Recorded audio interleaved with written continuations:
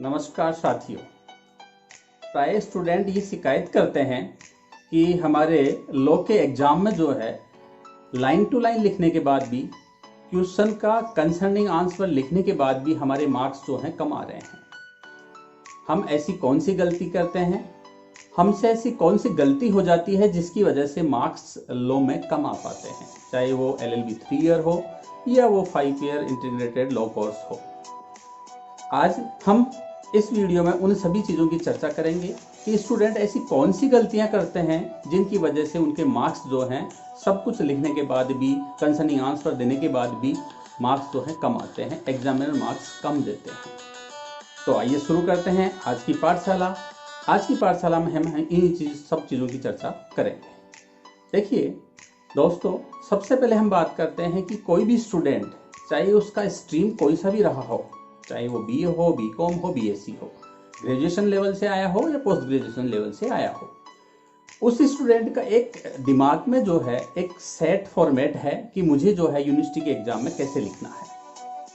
सामान्यतः लॉ की एग्जाम में जो है 10 क्वेश्चन आते हैं, उस 10 क्वेश्चन में से एनी 5 क्वेश्चन स्टूडेंट्स को करने होते हैं। उन 5 क्वेश्चन को जो स्टूडेंट करेगा, उन 5 क्वेश्चन को करते समय स्टूडेंट को क्या ध्यान रखना है वो एक इम्पोर्टेंट है। तो नंबर 1 बात क्या हुई कि जब भी स्टूडेंट अपने 5 क्वेश्चन अटेम्प्ट करे तो उन 5 क्वेश्चन को अटेम्प्ट करे। अर्थात मेरे कहने का मतलब है कि कई स्टूडेंट क्या करते हैं कि हमने तो 4 क्वेश्चन जो है उसमें बहुत अच्छी तरीके से करके आए हैं, एक क्वेश्चन जो है वो 20 मार्क्स का होता है, तो इस तरह से 5 जो क्वेश्चन है वो 100 मार्क्स के हो गए।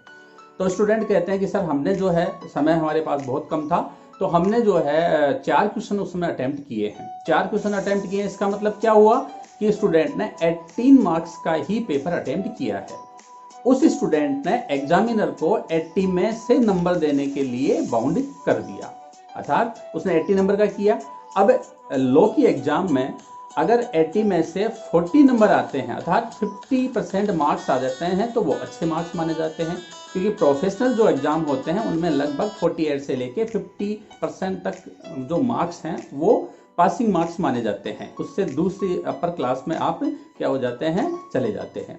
तो स्टूडेंट ने 4 क्वेश्चन अटेम्प्ट किए तो एग्जामिनर को 80 नंबर तक ही रोक दिया, अर्थात वो 80 नंबर में से मैक्सिमम नंबर देगा, वो 80 नंबर दे सकता है, लेकिन वो 100 नंबर तो नहीं दे सकता। क्यों? क्योंकि उसने 5 क्वेश्चन अटेम्प्ट नहीं किए। तो पहली गलती जो स्टूडेंट करते हैं वो ये होती है कि वो 4 क्वेश्चन ही करते हैं। तो सबसे पहले ध्यान रखने की वाली बात कौन सी है कि प्रत्येक स्टूडेंट को 5 क्वेश्चन अटेम्प्ट करने चाहिए, नंबर 1। क्योंकि 5 क्वेश्चन अटेम्प्ट करेंगे तो 100 मार्क्स के हुए, तो 100 मार्क्स में से जो एग्जामिनर है वो मैक्स आपके 50% भी देंगे तो 50 नंबर हो गए, और उससे ऊपर जितना भी देंगे वो आपके नंबर हैं। पहली जो गलतियां करते हैं वो है कि 4 क्वेश्चन करना या 4 क्वेश्चन से कम क्वेश्चन करना। तो पहली इंपॉर्टेंट चीज जो ध्यान में रखने लायक है वो है कि प्रत्येक स्टूडेंट को एग्जाम में 5 क्वेश्चन अटेम्प्ट करने चाहिए, नंबर 1। नंबर 2, उन 5 क्वेश्चंस में भी आपने देखा होगा कि कई क्वेश्चन जो हैं शॉर्ट नोट्स के क्वेश्चन आते हैं। तो सबसे पहले स्टूडेंट क्या करे कि वो जो क्वेश्चन अटेम्प्ट करे उसमें से शॉर्ट नोट वाले क्वेश्चन जो हैं, टिप्पणी वाले क्वेश्चन जिसको कहेंगे, वो पहले करे, क्योंकि उसमें डिवाइडेशन होता है। जो क्वेश्चन जो है 20 नंबर का है तो 2 अगर कमेंट्स आती हैं तो 10 नंबर की हो गई, और 4 कमेंट्स आते हैं तो 5 नंबर की हो गई। तो उसमें जो एग्जामिनर जब नंबर देता है तो उसमें थोड़ी सी लिबर्टी होती है कि वो अच्छे मार्क्स मिल जाते हैं स्टूडेंट्स को। तो सबसे पहले कमेंट्स वाला या शॉर्ट नोट्स वाला जो क्वेश्चन है उसको अटेम्प्ट करें, उसके बाद में एनी 4 क्वेश्चन अटेम्प्ट कर सकते हैं। दूसरी बात, तीसरी बात है कि उसमें एक क्वेश्चन जो लॉ के एग्जाम में आता है वो आता है लीडिंग केस आता है। तो उस लीडिंग केस को मेरा ये व्यक्तिगत आप लोगों को राय यही है कि उस लीडिंग केस वाले क्वेश्चन को नहीं करें तो ज़्यादा बेटर है। हाँ, ऐसी परिस्थिति बनी हुई कि आपको 4 क्वेश्चन के अलावा 5वां क्वेश्चन कोई आता ही नहीं है, तब लीडिंग केस क्वेश्चन वाले जो क्वेश्चन है, लीडिंग केस वाला जो क्वेश्चन है उसको आप अटेम्प्ट कर सकते हैं। लेकिन अगर आपको 4-5 क्वेश्चन और उसके अलावा आ रहे हैं तो आप उन्हीं को अटेम्प्ट कीजिए, इसको नहीं। इसकी वजह क्या है कि इसमें जो अपन जनरली स्टूडेंट का आजकल ट्रेंड बन गया है, पहले तो ऐसा नहीं था। आजकल स्टूडेंट जो हैं पास बुक और सीरीज से पढ़ते हैं, तो पास बुक और सीरीज में है जो उसके पूरे फैक्ट्स हैं, पूरे आर्ग्यूमेंट हैं, वो नहीं आ पाते हैं, वो प्रॉपर चीज़ उसको नहीं मिल पाती है। जितना मटेरियल जो एग्जामिनर चाहता है वो मटेरियल जो है स्टूडेंट नहीं लिख पाता है उसमें। तो इसके लिए या तो आप AIR जिनमें केस पब्लिश होता है, ये हाई कोर्ट या सुप्रीम कोर्ट का जो भी केसेज है वो पब्लिश होता है, या तो उसमें देखिए, वरना आप उस क्वेश्चन को अवॉइड कर दीजिए। फिर मैं रिपीट करूंगा कि अगर 4 क्वेश्चन के अलावा क्वेश्चन नहीं आते हैं तो उस लीडिंग केस वाले क्वेश्चन को स्टूडेंट कर सकते हैं। 3 बात। चौथी बात देखिए, जब स्टूडेंट्स लिखते हैं तो देखिए एग्जामिनर आपसे एक्सपेक्ट करता है, ये आप लॉ के स्टूडेंट हैं, आप प्रोफेशनल कोर्स कर रहे हैं, आपसे कुछ डिफरेंट जो व्यूज रखने के लिए आपसे एक्सपेक्ट करता है वो। तो उसमें इंपॉर्टेंट जो बात आएगी वो है कि जब भी आप कंसर्निंग आपका पहली जो थिंग होगी वो कंसर्निंग आंसर देना है आपको, ठीक है। उसमें 5 क्वेश्चन करने हैं, कमेंट्स वाला पहले करना है, लीडिंग केस वाला जो क्वेश्चन है वो अटेम्प्ट नहीं करना है अगर और क्वेश्चन आते हो तो। और नेक्स्ट वाली बात वो है क्या होगी कि आपको जब भी आंसर आप लिखें उसमें, तो जनरली जो लॉ की एग्जाम में आंसर लिखे जाते हैं, लॉ के जो सब्जेक्ट्स होते हैं सारे उसमें एक्ट बने होते हैं, कुछ सब्जेक्ट्स को छोड़ के एक्ट बने होते हैं, कोडिफाई लॉ होता है सारा, तो एक्ट बने होते हैं। तो आपको क्या करना होगा कि उसमें जब भी आप लिखें कोई सा भी जो आंसर आप लिख रहे हैं तो उसमें आप उस एक्ट का नाम जरूर लिखेंगे। जैसे मैं आपको एक एग्जांपल दूं कि आप बात करें, क्वेश्चन आ रहा है कि what is the essential condition of Hindu marriage. तो आप देखिए एक स्टूडेंट उसमें लिखता है essential condition of Hindu marriage as follows, ठीक है, ये आंसर हो गया एक स्टूडेंट का। एक स्टूडेंट लिखता है according to section 5 Hindu marriage act 1955 essential condition of Hindu marriage as follows, एक ये लिखता है, ठीक है। तो मेरे कहने का मतलब है आपको लिखना है उसमें कि हिंदू विवाह अधिनियम 1955 के अनुसार एक हिंदू विवाह की आवश्यक शर्तें ये हैं।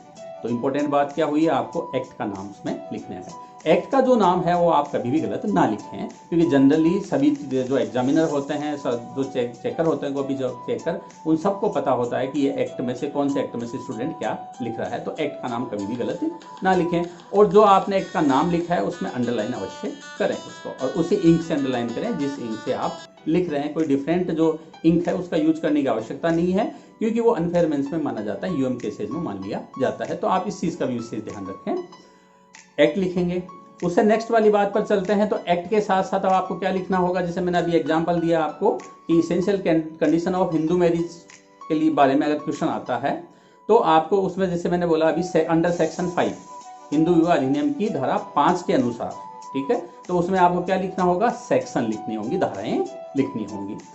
तो आपने एक्ट का नाम लिख दिया, धाराएं लिख दी। ये आपके उन स्टूडेंट से डिफरेंट व्यू प्रकट हो रहा है, आपका डिफरेंट व्यू एग्जामिनर के सामने आ रहा है जिस स्टूडेंट ने एक्ट का नाम भी नहीं लिखा और सेक्शन भी नहीं लिखी। आप डिग्री जो एग्जाम देते हैं, डिग्री के एग्जाम देते हैं, पोस्ट ग्रेजुएशन के एग्जाम देते हैं, उसमें आप सेक्शन वगैरह नहीं लिखते हैं, ये डिफरेंट व्यू नहीं आता है, आप एक्ट का नाम नहीं लिखते हैं।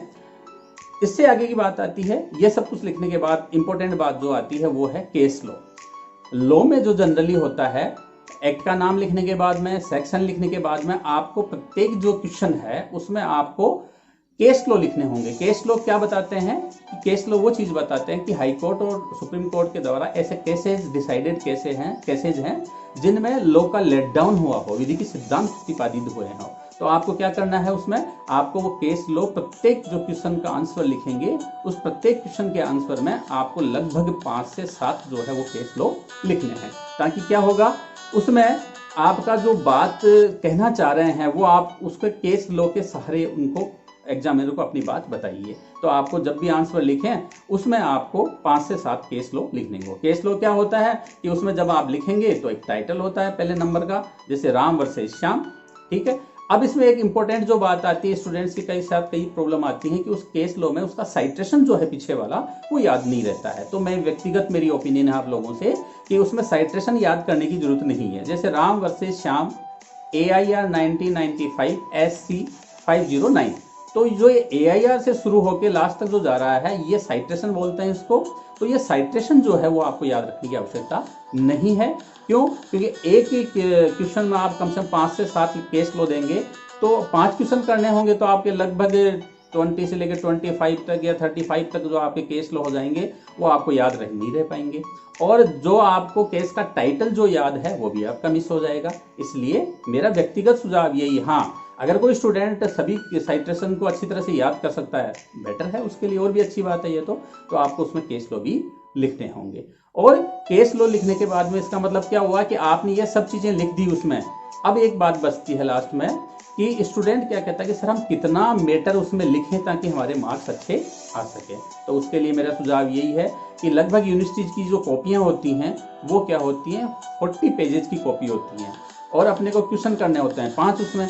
तो मेरा मानना है कि 8 पेज जो है वो एक क्वेश्चन के लिए, एक क्वेश्चन के आंसर के लिए पर्याप्त है, लेकिन उसमें 6 से लेके 8 पेज तक है जो आप अपना आंसर दीजिए। क्योंकि जब एग्जामिनर को भी चेक करता है तो उसको कुछ मार्जिन मिलता ना चाहिए, जैसे 1 पेज 2 पेज 3 पेज उसने जैसे ही पलटे और वो आंसर खत्म हो गया तो उसको लगा कि भाई स्टूडेंट ने तो पर्याप्त लिखा ही नहीं है। तो मेरा सुझाव ये है कि आप कम से कम क्या लिखें, 6 से 8 पेज तक उसमें आंसर अपना लिखें, ठीक है। और इन सब चीज़ों का अगर आप ध्यान रखेंगे, इन सब चीज़ों को पर्टिकुलर तरीके से करेंगे तो मेरा यह मानना है कि आपके मार्क्स अच्छे आएंगे। उसके साथ साथ आपको आंसर जो है वो उसका कंसर्निंग जो आंसर है क्वेश्चन का वो आपको देना ही है। अगर ये सब कुछ आप लिखेंगे तो आपके मार्क्स अच्छे आएंगे। अगर आप ये गलतियाँ वापस कहीं भी दोहराते हैं तो आप एक्सपेक्ट नहीं करेंगे कि हमारे मार्क्स अच्छे आएंगे। तो जिस स्टूडेंट ने जो गलतियां की हैं, इनमें से जो भी चीज़ें हैं उनकी गलतियां की हैं वो आगे से ध्यान रखें और वो अच्छी तरह से अपने एग्ज़ाम में लिख के आएंगे तो मेरा इस विश्वास है कि उनके अच्छे मार्क्स आएंगे। आज के लिए इतना ही, फिर नए वीडियो में मिलते हैं नए विषय के साथ। अगर आपको वीडियो अच्छा लगे तो आप इसको शेयर और लाइक अवश्य कीजिए तथा इसके साथ ही बेल आइकॉन पर क्लिक करके इसके नोटिफिकेशन के लिए इसको ऑन कर लीजिए और इसको सब्सक्राइब भी अवश्य करें। फिर मिलते हैं नए वीडियो के साथ। बहुत बहुत धन्यवाद।